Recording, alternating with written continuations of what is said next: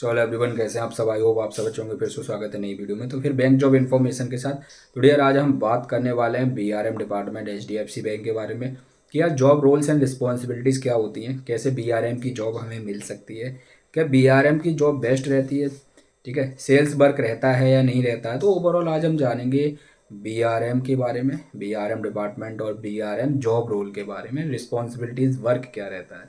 Video and तक देखेंगे तो hope so it will be beneficial for you, तो लास्ट तक ज़रूर देखिएगा। तो दोस्तों हम बात कर रहे थे बीआरएम डिपार्टमेंट की, ठीक है, बीआरएम इन एचडीएफसी बैंक, ठीक है, एचडीएफसी बैंक। और जहाँ भी बीआरएम के और अदर्स जो भी बैंक में बीआरएम होते हैं उनकी बात कर लेते हैं, जहाँ भी आपको बीआरएम का वैकेंसी मिलता है। सबसे पहले जानिए कि बीआरएम आपका डिपार्टमेंट भी है, ठीक है, ये प्राइवेट बैंक का डिपार्टमेंट भी है, और बीआरएम आपका जॉब रोल भी है, ठीक है, जॉब प्रोफाइल है बेसिकली, ठीक है। ग्रेड आपको अलग रहता है, इसमें ग्रेड भी होते हैं, मैं आपको बताने वाला हूँ आगे। बेसिकली बीआरएम एक डिपार्टमेंट में, ठीक है, और जॉब प्रोफाइल भी है। अब हम बात कर लेते हैं कैसे, ठीक है। और अगर हम बीआरएम की बात करें तो होता है वर्चुअल वर्चुअल रिलेशनशिप, ठीक है, रिलेशनशिप मैनेजर, ठीक है, वर्चुअल रिलेशनशिप मैनेजर होता है, पूरा नाम है इसका, ठीक है। और जो डिपार्टमेंट को बोलते हैं बीआरएम डिपार्टमेंट बोलते हैं, और जॉब का फुल नेम है प्रोफाइल का वर्चुअल रिलेशनशिप मैनेजर, ठीक है। और इसको हम कह सकते हैं आपका वर्चुअल केयर डिपार्टमेंट, ठीक है, वर्चुअल केयर डिपार्टमेंट भी बोल सकते हैं आप, ठीक है। वैसे बीआरएम डिपार्टमेंट ही बोलते हैं, ठीक है। जैसे आईसीआईसी बैंक में ईआरएम डिपार्टमेंट होता है, तो सेम सेम है बिल्कुल, बस यहाँ पे नाम चेंज है। वर्चुअल मीन्स क्या होता है, वर्चुअल का मतलब है digital, basically everything is digital, digital, जो कि आपका हाइड रहता है। हाइड मतलब वो जो कि आपका बोल लीजिए डिजिटल है, वर्चुअल है, ठीक है, एक और हाइड रहता है, फिजिकली कोई काम नहीं होता है, ठीक है, फिजिकल कोई भी काम आपका नहीं होता है, ठीक है। अब कैसे नहीं होता, बी एफ देखो, वर्चुअल मीन्स डिजिटल, और फिजिकल कहाँ पे होता है, ब्रांच में, ठीक है।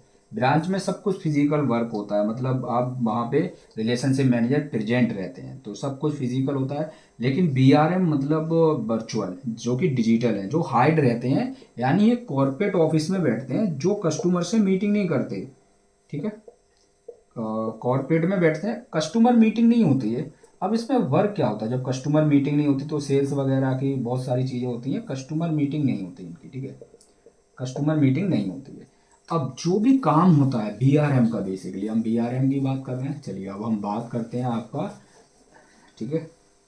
बीआरएम का बेसिकली जो होता है वो होता है आपका कॉलिंग बेस्ड वर्क, कॉल्स पे वो काम होता है, ठीक है। कॉल्स पे क्या क्या काम होते हैं, कॉल्स पे आपका काम होता है कस्टमर सर्विस, ठीक है, कस्टमर सर्विस। सर्विस की हम बात करें तो लाइक क्वायरीज को सॉल्व करना, क्वायरी सॉल्व का काम होता है एक तो, ठीक है। क्वायरीज कैसी हो सकती हैं, अब देखिए, कस्टमर पहला आता है हमारा कस्टमर सर्विस का काम। कस्टमर सर्विस में क्या होता है, क्वायरी सॉल्व करना। अब क्वायरीज जो रिलेटेड होती हैं वो होती हैं फाइनेंशियल प्रोडक्ट से, एक एग्जांपल मैं आपको समझा देता हूँ, फाइनेंशियल प्रोडक्ट से होती हैं, ठीक है। अब बीआरएम जो होते हैं ना, बीआरएम को कुछ ना लीड्स मिलती हैं। अब जैसे कि हो सकता है किसी को 500 लीड मिली हो, 500 कस्टमर उनको मैप कर दिए, ठीक है, मैपिंग बोलते हैं, मैप कर दिए कस्टमर्स, लीड दे दी। अब कस्टमर सर्विस का ये होता है कि जब आप एक डेडिकेटेड बीआरएम होते हैं, मतलब लीड्स आपको मैप हुई, तो आप क्या करते हैं ना, कॉल्स करते हैं कस्टमर को, इसको बोलते हैं आउटबाउंड कॉल्स, ठीक है, आउटबाउंड कॉल्स। आप जो कॉल कर रहे हैं वो आउटबाउंड हुई, ठीक है। तो आउटबाउंड जब आप कॉल करते हैं तो आप अपना जब स्टार्ट करते हैं कॉलिंग, तो सिंपल आप बोलते हैं कि good morning sir, good afternoon sir, good evening sir, मैं एक्स वाई जेड पर्सन बात कर रहा हूँ और एक्स वाई जेड बैंक से, तो सर मैं जानना चाहता हूँ कि आपको कोई अभी इश्यूज तो नहीं आ रहा है अकाउंट होल्ड करने में। मैं एक डेडिकेटेड बीआरएम अपॉइंट हुआ हूँ इस बैंक में या एचडीएफसी बैंक में, तो मैं किस तरीके से आपकी हेल्प कर सकता हूँ सर, कुछ आपकी क्वायरीज हो, लाइक आपके अकाउंट से तो कोई इश्यू नहीं आ रहा है, ट्रांजैक्शन हो गया, क्रेडिट कार्ड का आपका सब कुछ वो मतलब कैसा चल रहा है, ठीक है सर। कोई अगर कोई क्वेरीज है, कोई आपका सोल्यूशन नहीं मिल पा रहा है, तो आप मुझसे पूछ सकते हैं, आप मुझे बता सकते हैं। जैसे जैसे अगर कस्टमर को कोई क्वेरीज होती है, वो कुछ पता करना चाहता है, आप ये भी पिच कर सकते हैं फाइनेंशियल प्रोडक्ट। सर आप मुझसे एफडी के बारे में पूछ सकते हैं, म्यूचुअल फंड के बारे में पूछ सकते हैं, ठीक है। आप सर मुझसे इंश्योरेंस के बारे में पूछ सकते हैं, ठीक है। आप अकाउंट्स के बारे में पूछ सकते हैं, सेविंग अकाउंट हो गया, सैलरी अकाउंट हो गया, करंट अकाउंट हो गया सर, ठीक है। या आप मुझसे डीमैट अकाउंट के बारे में पूछ लीजिए। आपको जिस भी प्रोडक्ट से रिलेटेड, लोन्स के बारे में कुछ पूछना है, प्लस प्लस प्लस जो भी प्रोडक्ट है, क्योंकि फाइनेंशियल प्रोडक्ट में सब काउंट होता है और आपको इस चीज़ की ट्रेनिंग भी दी जाएगी, आपको सिखाया जाएगा।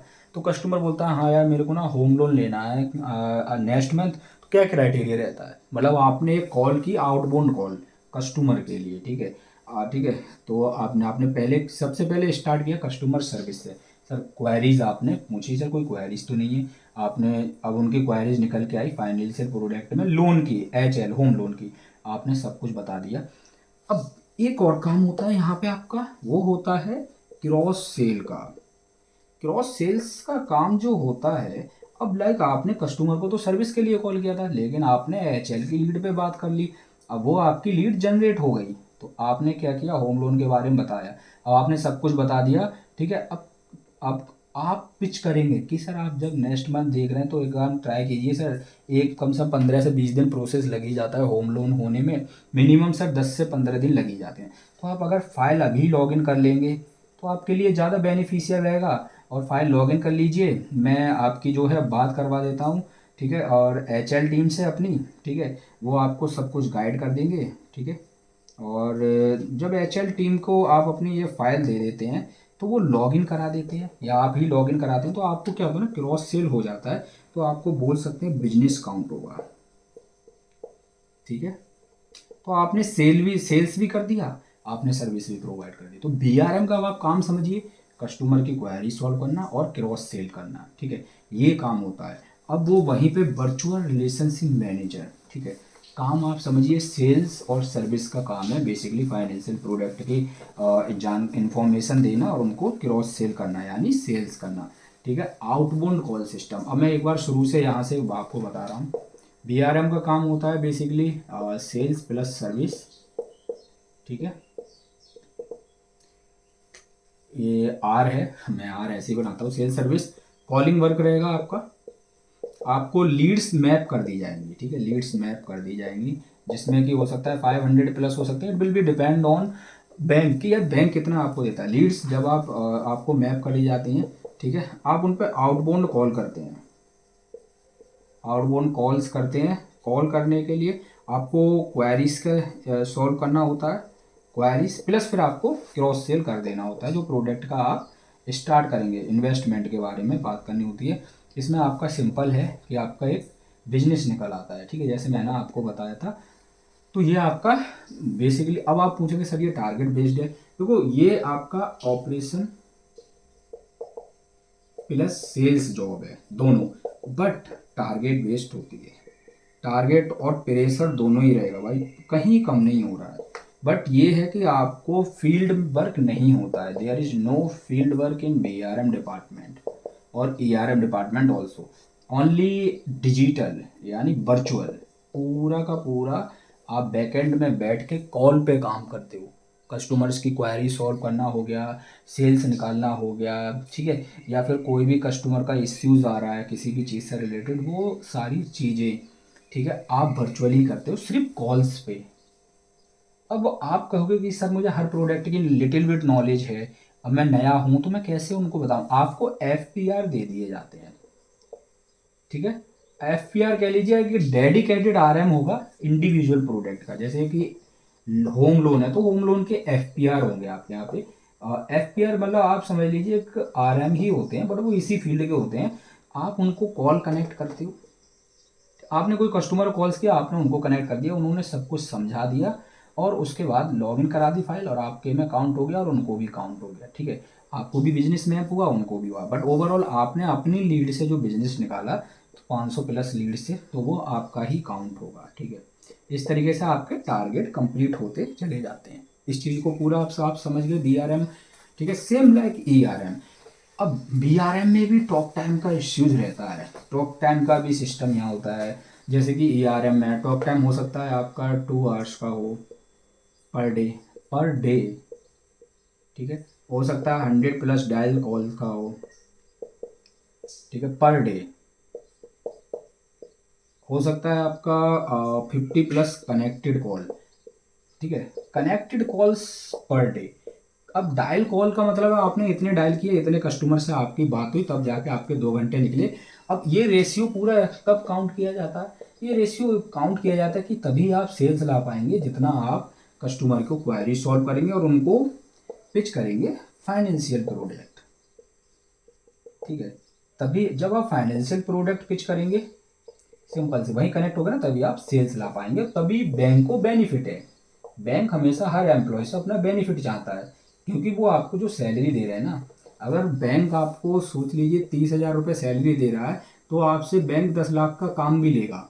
अब 10 लाख में से आपने 5 लाख भी करके दे दिया, तो आपको तो सिर्फ 30,000 देने ना, ओवरऑल जो प्रॉफिट बचा 4,70,000, ठीक है, वो बैंक के उसमें रेवेन्यू में गया। तो आप खुद सोचिए ना, हर एम्प्लॉय पे प्रेशर रहता है, चाहे वो BRM हो, ERM हो, ठीक है, चाहे वो ब्रांच बैंकिंग में हो, रिलेशनशिप मैनेजर हो, कोई भी ग्रेड हो, डजेंट मैटर। अब हम थोड़ा सा ग्रेड पे आते हैं, कैसे BRM बन सकते हैं। देखिए, BRM बनने के लिए आप मिनिमम या तो अंडर ग्रेजुएट या फिर पोस्ट ग्रेजुएट, लेकिन पोस्ट ग्रेजुएट में अगर आप MBA हैं, फ्रेशर्स हैं, then you are eligible for BRM also. और अगर आप ग्रेजुएट हैं, then you need to 3 years+ experience.